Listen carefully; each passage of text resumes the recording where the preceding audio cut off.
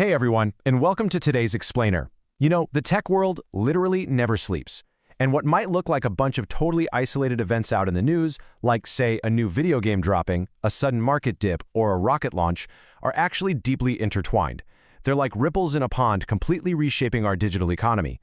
Today, we're going to synthesize the latest, groundbreaking updates across the tech world to uncover those hidden connections. So let's dive right in, shall we? All right, here is our roadmap for today. We're kicking things off with gaming's new standard, then moving into Bitcoin's crash, the space monopoly, the intense race for AI sovereignty, and wrapping up with cybersecurity's war. Let's get started. Section 1. Gaming's new standard, and honestly, the true cost of next-generation entertainment. Okay, so Grand Theft Auto 6 reportedly has a production budget of over $1 billion. I mean, let that sink in for a second. And because of that massive investment, Rockstar Games has officially set a totally new baseline price for the standard edition, $80. Now, if a budget truly approaches $1 billion, financial analysts argue that, well, this price point is economically defensible, especially given recent inflation. But here's the highly controversial catch. When you buy a physical box of this game in a retail store, it won't actually contain a physical disc. Nope, you're just getting a digital download code inside an empty box. Obviously, this is meant to prevent leaks and cut down on production costs, but man, it has completely reignited the whole debate over whether we actually own our games anymore. And this pricing strategy is creating a massive divide in the gaming community right now. If we look at the $80 Standard Edition versus the $100 Ultimate Edition, that higher tier doesn't just give you some cosmetic skins, it actually includes exclusive weapons and an entirely new location called Paradise Garage. Rockstar describes this as a secure place to deposit stolen goods for fencing. So the community is rightfully asking, are we just paying for optional premium cosmetics here, or are core, innovative game mechanics, like managing your stolen inventory, literally being locked behind a premium paywall? Adding a whole other layer to the drama, Sony recently published a blog post claiming the game plays best on PS5, heavily hyping up their near-instant load times and advanced haptic feedback. But the truly unprecedented part? Sony actually integrated a custom GTA 6 startup screen directly into the PS5 console interface. But wait, it gets crazier. Several of Sony's social media posts showing the GTA 6 logo alongside the PS5 were suddenly and rapidly deleted. Rumor has it this was due to marketing agreement violations, or maybe some intense legal friction with Microsoft. It is a massive, high-stakes corporate chess game behind the scenes. Moving on to Section 2. Bitcoin's crash and crypto's ultimate stress test. You know those exact same financial pressures and inflation affecting game publishers?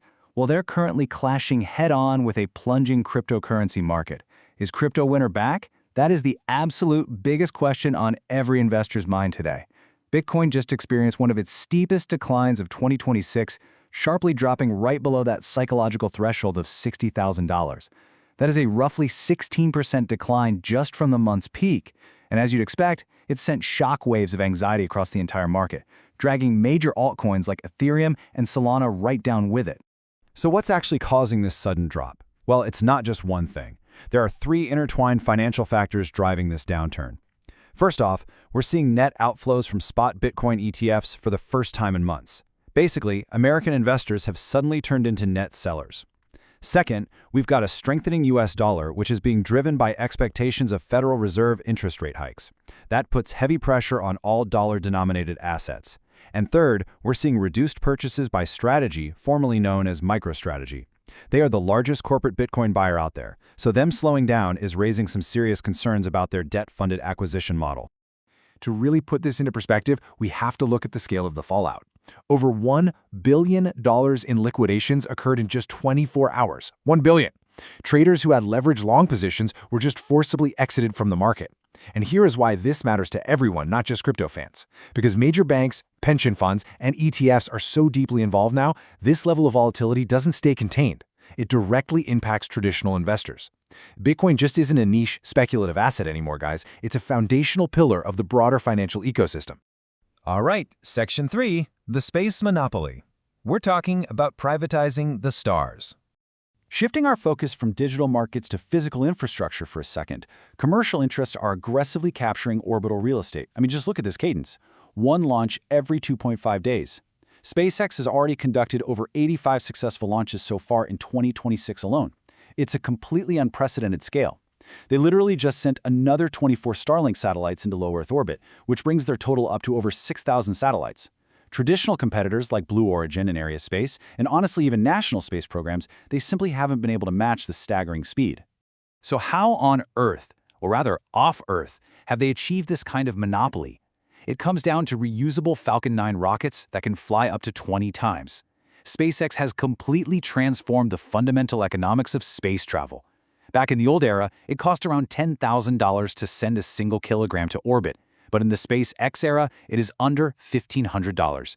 Now, this crazy operational efficiency is amazing because it makes global, high-speed rural internet an actual reality, but at the exact same time, it is aggressively driving competitors entirely out of the market.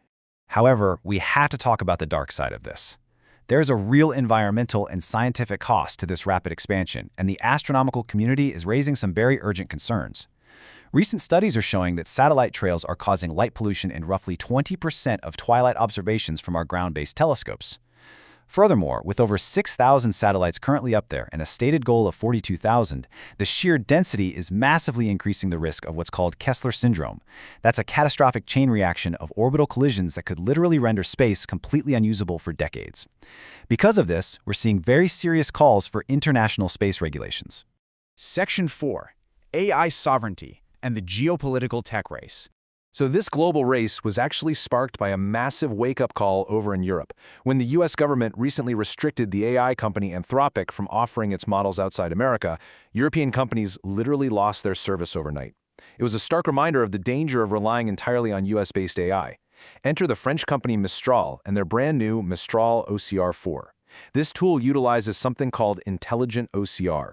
Now, this isn't just about turning a scanned piece of paper into a giant wall of unreadable text. It actually recognizes the structure of the document. It knows what a title is. It pulls data directly from a specific cell and a table, and it can even verify signatures. It basically transforms a massive, unreadable legal archive into a fully queryable intelligence database. Because of this, enterprises now face a really vital strategic choice. On one side, you have Mistral OCR 4 out of Europe. It's a paid service, but it guarantees European data sovereignty, and it can be deployed on-premise so your sensitive data never ever hits an American cloud server. On the flip side, Chinese tech giant Baidu just released unlimited OCR. And get this, it's entirely free, it's open source under an MIT license, and it's highly accessible, though it does lack commercial support. So for a college researcher, Baidu might be the perfect fit. But for a massive international bank that desperately needs to keep its documents secure and independent of foreign surveillance laws, Mistral represents a vital strategic tool for enterprise data independence. And finally, Section 5, Cybersecurity's War, the Invisible Battleground. You know, our total reliance on all these interconnected systems we've talked about today, from game consoles to satellite internet to enterprise AI, it makes us incredibly vulnerable. A perfect example of this is the recent zero-day vulnerability found in Cisco SD-WAN systems, which are basically the main gateways to corporate networks all over the world. Hackers had actually been exploiting this flaw for 2 whole months before it was publicly disclosed. Starting back in April, they used rogue peering to connect, and then they maintained absolute arbitrary root access totally silently all the way through May. This was not a quick smash-and-grab job. This was the terrifying patience of state-sponsored advanced persistent threat groups, just bypassing corporate gateways and waiting in the shadows. The threat is so severe that the U.S. Cybersecurity Agency actually issued a strict mandate requiring all systems to be patched by June 26th. But while that Cisco attack really highlights the terrifying stealth of state actors, international law enforcement is actively fighting back against these criminal syndicates. In a massive, coordinated push called Operation Endgame, Europol actually dismantled a highly organized ransomware assembly line. It worked like this. Step 1, criminals would infiltrate networks with the Amati malware. Step 2, they'd systematically steal credentials using a tool called StealC. And Step 3, they deployed the devastating ransomware. Europol managed to seize servers all across Europe and successfully recovered 27 million stolen credentials. It's a huge win, but experts are warning us that this is likely just a temporary victory, because the broader ransomware ecosystem remains highly resilient and incredibly lucrative. And honestly, that brings us to the ultimate question we all have to ask ourselves today. From paying $80 for video game download codes sitting in an empty box, to relying on a single company for our global satellite internet, to having foreign clouds manage our AI intelligence, all the way to silent hackers lurking inside our network gateways, as our tech becomes more and more connected, are we gaining convenience at the cost of our own control? It is a complex, deeply interconnected ecosystem that absolutely demands our attention. I really hope today's explainer helped you connect some of these dots. Keep questioning your digital footprint, stay curious, and keep learning.